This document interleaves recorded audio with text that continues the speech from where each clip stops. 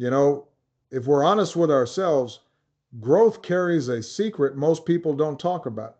We praise the becoming, we celebrate the milestones, we post the before and after as if transformation is a straight line, well lit, and crowded with applause. But the quiet truth, the one that rarely fits into captions or speeches, is that growth often begins by pulling you away from the very people who once made you feel safe. Most people overlook this because it clashes with the story we like to tell ourselves. We want growth to feel like addition, more confidence, more clarity, more success.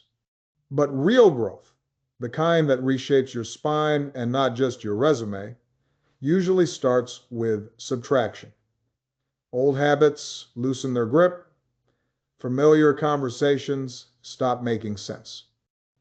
Rooms that once felt warm begin to feel small. And when that happens, something unsettling sets in. Not fear exactly, not regret, just a thin, persistent loneliness that follows you like a shadow. You can be doing the right thing and still feel alone.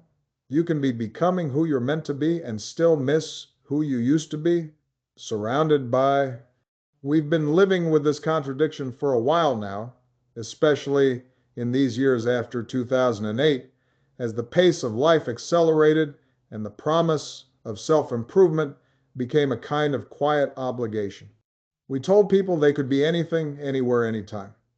And then we handed them screens that never slept, comparisons that never ended, and timelines that made growth look instant. In the mid-2020s, connection is everywhere and intimacy is scarce. You can reach hundreds of people without feeling known by a single one. You can share your progress and still feel like no one understands the cost of it. Growth becomes visible. Loneliness becomes private. What no one prepares you for is how becoming more honest with yourself can create distance with others. When you stop settling, some friendships loosen. When you claim your voice, some family relationships strain. When you decide to change the patterns you inherited, you risk disappointing the very people who taught them to you. That tension carries a weight. It raises questions late at night. Am I becoming selfish or simply becoming myself? Am I outgrowing this space or abandoning it? Those doubts don't mean you're on the wrong path. Often they mean you're on a deeper one. And yet, the loneliness can be sharp. Success without witnesses feels hollow. Insight without companionship feels heavy. You begin to understand that growth doesn't just ask for courage, it asks for endurance. The willingness to stand alone long enough for clarity to catch up.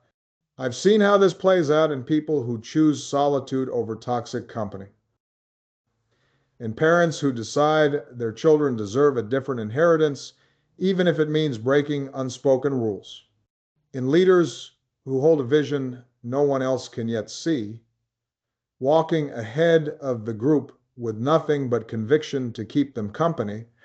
There's a reason this phase feels isolating. Growth rearranges identity, and identity is social. When it shifts, relationships have to renegotiate their footing. Some will, some won't. That's not a failure, it's a passage. Still, a society that pretends growth is painless does people a disservice. When loneliness shows up, we assume something's wrong. We retreat, we self-doubt, but sometimes loneliness isn't a signal to turn back.